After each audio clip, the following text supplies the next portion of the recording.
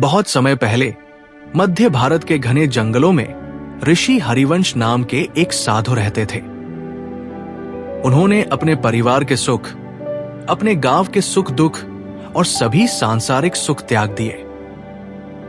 उनका दिन बरगद के पेड़ के नीचे ध्यान करते, मंत्र पढ़ते और देवताओं से प्रार्थना करते हुए बीतता था। जंगल ही उनका घर था। सुबह सुबह पक्षी उनके लिए गीत गाते, हिरण पास में बेखौफ चरते और उनके आश्रम के पास बहने वाली नदी उनकी हमेशा की साथी। उन्होंने ब्रह्मचर्य और एकांतवास की शपथ ली तथा वादा किया कि वे अपनी आत्मा को फिर कभी बंधन में नहीं डालेंगे।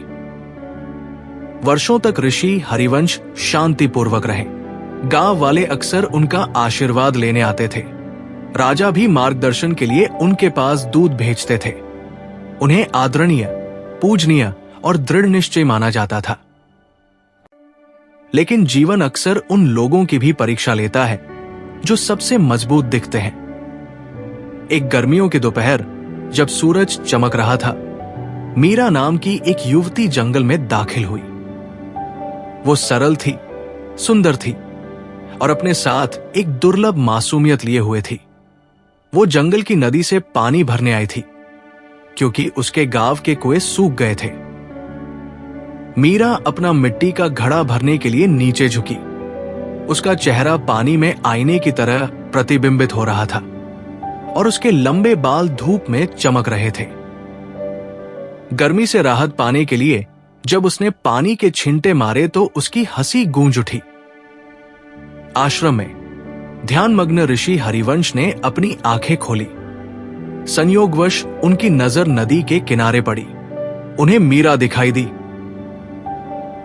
पहले तो ये बस एक प्रतिबिंब था, लेकिन धीरे धीरे उसके अंदर कुछ हलचल हुई, कुछ ऐसा जो उसने वर्षों से महसूस नहीं किया था। ऋषि ने पुनः अपनी आंखें बंद कर ली और अपने विचारों को दूर करने के लिए जोर से मंत्र का जाप करने लगे। लेकिन चाहे वो कितनी भी कोशिश कर ले, उसका मन उसकी मुस्कुराहट, उसके आकर्षक व्यवहार, उसके उज्जवल चेहरे की ओर लौट आता है। उस रात जब चांदनी ने जंगल को चांदी से नहला दिया था, हरिवंश को नींद नहीं आ रही थी। उसका हृदय जो कभी झील की तरह शांत था, अब वासनाओं की लहरों से बेचैन था। उसे खुद से नफरत हो रही थी। क्या मैं कोई ऋषि नहीं हूं? क्या मैंने भूख, प्यास और मोह पर विजय नहीं पाई है? फिर इस स्त्री की उपस्थिति मेरी आत्मा को क्यों झकझोर देती है? वो सोचने लगा। दिन बीतते गए। मीरा अक्सर पानी भरने आती, कभी कभी नदी किनारे फूल तोड़ते हुए गाती। उसकी आवाज मधुर थी, पेड़ों के बीच से किसी भजन की तरह बह रही थी। एक दिन लौटते समय वो एक गीली चट्टान पर फिसल गया और लगभग गिर ही गया।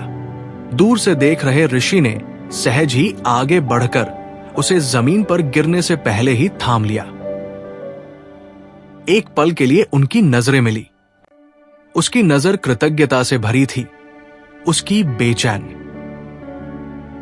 धन्यवाद महाराज, उसने धीरे से फुसफुसाया। जाओ बच्चे, उसने सख्ती से कहा। जंगल में सावधान रहो। लेकिन अंदर ही अंदर उनका संकल्प टूट रहा था। उस रात वो पवित्र अग्नि के सामने बैठकर संघर्ष करता रहा। लपटें मानो उसका मजाक उड़ा रही थी। मुझे ये खिंचाव क्यों महसूस हो रहा है? क्या मेरी भक्ति इतनी कमजोर है? उसने खुद से पूछा। आखिरकार वो पसीने से तरबतर उठा और नदी की तरफ चला गया। चांदनी नदी के पानी पर चमक रही थी और मीरा फिर से वही खड़ी अपने बर्तन धो रही थी।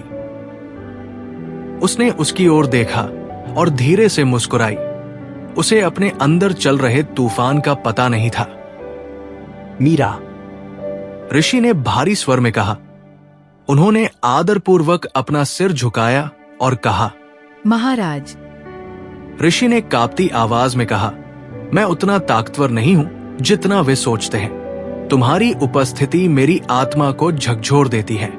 मैं अपनी प्रतिज्ञाओं और अपने हृदय के बीच फंसा हुआ हूं। मीरा की मुस्कान फीकी पड़ गई। उसने पानी की तरफ देखा और फिर उसकी तरफ। महाराज, आप अपने ज्ञान के लिए आदरणीय हैं, लेकिन अपनी भावनाओं को कमजोर न समझें। संत भी ईश्वर होने से पहले मनुष्य ही होते हैं। मीरा के शब्द उसे चुभ गए।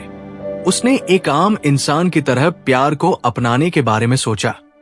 मीरा के साथ चलने, उसके साथ जिंदगी बिताने की कल्पना उसे लुभा रही थी। लेकिन तभी जंगल की शांति में उसने एक और आवाज सुनी, उसकी आत्मा की आवाज। हरिवंश, आप गिरने के लिए नहीं बने हैं, आप उठने, नेतृत्व करने और सिखाने के लिए बने हैं। अगर आप आज हार मान लेते हैं तो उन लोगों का क्या होगा जो आपसे ताकत की उम्मीद करते हैं? क्या आप एक क्षण भंगुर इच्छा के लिए अपना रास्ता छोड़ देंगे? उसकी आंखों में आंसू आ गए। उसने मीरा के सामने हाथ जोड़कर कहा, बेटे, तुम मेरे लिए ईश्वर की परीक्षा हो, मेरा पतन नहीं बल्कि मेरा दर्पण। तुम्हें मैं वो कमजोरी देखता हूं जिस पर मुझे विजय पाना है। अगले दिन सूर्योदय से पहले ऋषि हरिवंश अपने आश्रम से निकल पड़े। वे जंगल में और भीतर चले गए, नदी से बहुत दूर, मीरा से बहुत दूर। मीरा नदी किनारे आई और आश्रम को खाली पाया। उसे दुख तो हुआ, लेकिन साथ ही गहरी श्रद्धा भी हुई। वो समझ गई। वर्षों बीत गए। ऋषि हरिवंश की कहानी पूरे गांव और राज्य में फैल गई। लोग उस संत के बारे में बात करने लगे जिसने बाहरी दुनिया के राक्षसों पर नहीं बल्कि भीतर के सबसे बड़े राक्षस वासना के प्रलोभनों पर विजय प्राप्त की थी। यह कहानी हमें सिखाती है कि असली ताकत प्रलोभनों का अभाव नहीं बल्कि उनसे ऊपर उठने की क्षमता है।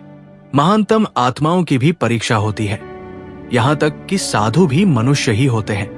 लेकिन क्षणभंगुर इच्छाओं और शाश्वत सत्य के बीच के अंतर को समझकर व्यक्ति ज्ञान और प्रकाश के मार्ग पर चल सकता है।